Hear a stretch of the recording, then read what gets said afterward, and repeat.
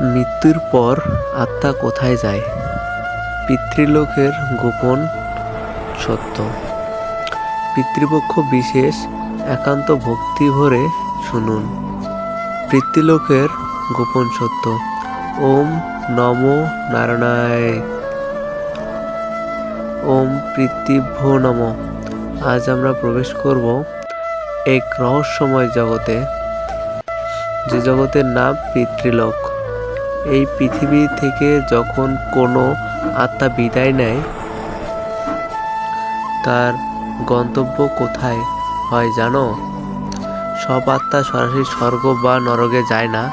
অনেক আত্মা যায় এক বিশেষ জগতে, পিতৃলোকে।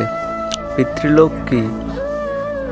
পিতৃলোক হলো এক মধ্যবর্তী জগৎ যেখানে আত্মারা অবস্থান করে যতদিন না তারা নতুন শরীরে জন্ম নিচ্ছে বা মুক্তি পাচ্ছে। এই জগতের থেকে আমাদের পূর্বপুরুষেরা, যারা আমাদের এই রক্তের ধারায় কর্মের স্রোতে সংযুক্ত। গরুর পুরাণে বলা হয়েছে, যে ব্যক্তির জীব দশা সংকর্ম করে তারা আত্মার মৃত্যুর পর পিতৃলোকে যায়, যেখানে সে নিজের বংশধারায় কল্যাণ কামনা করে। কেন পিতৃপক্ষ গুরুত্বপূর্ণ? বছরের এক বিশেষ সময় পিতৃপক্ষ ভাদ্র মাসের কৃষ্ণপক্ষ। এই সময় পিতৃলোকের দ্বার খুলে যায়। এই সময় পিতৃ দেবতারা পৃথিবীতে আসেন তাদের বংশধরদের ঘরে আশীর্বাদ দিতে বা দান গ্রহণ করতে। যদি এই সময়ে শ্রদ্ধা, পিণ্ডদান বা তিল জল অর্পণ করা হয় তবে আত্মারা তৃপ্ত হন, শান্তি পান। আর যদি কেউ এই সময় অপেক্ষা করে তাহলে আত্মারা অশান্ত হয়ে ওঠেন।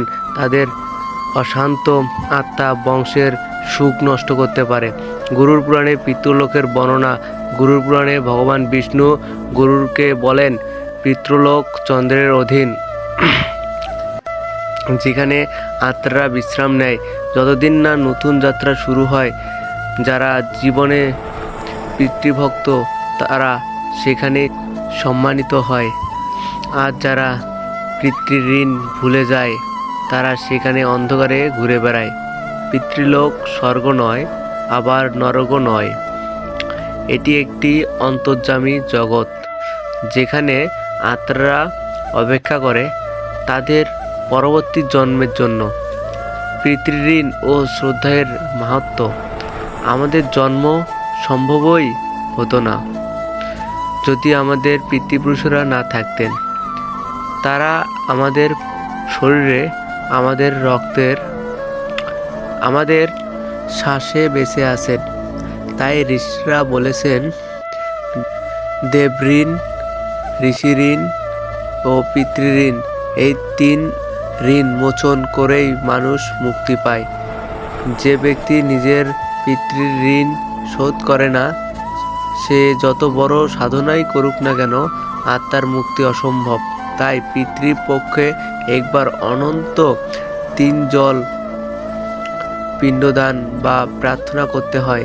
ওম পিতৃভ্যো শব্দায় নমঃ উচ্চারণ করে তাদের শান্তি কামনা করতে হয়। আত্মার পথ।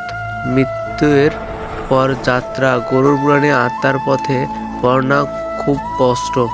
মৃত্যু হলে আত্মার প্রথমে যমদূতেরা দ্বারা তোলা হয়, তারপর সে পৌঁছে যায় যমলোকের বিচার সভায়।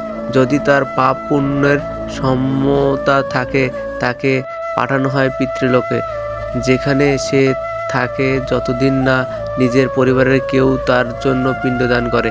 যদি কেউ নিজের পূর্বপুরুষের জন্য শ্রদ্ধা না করে তবে আত্মারা অশান্ত থেকে যায়। কখনো স্বপ্নে আসে, কখনো দুঃস্বপ্নে দিয়ে সতর্ক করে।